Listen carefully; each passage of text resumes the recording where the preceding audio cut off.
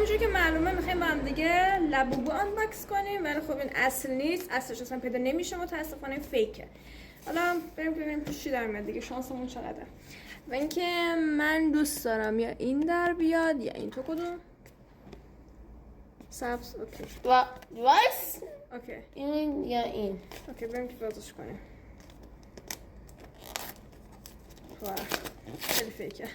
اوکی.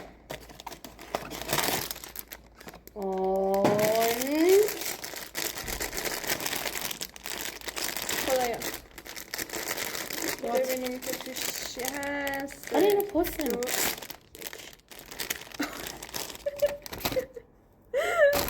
وای خدای من خیلی فیکه.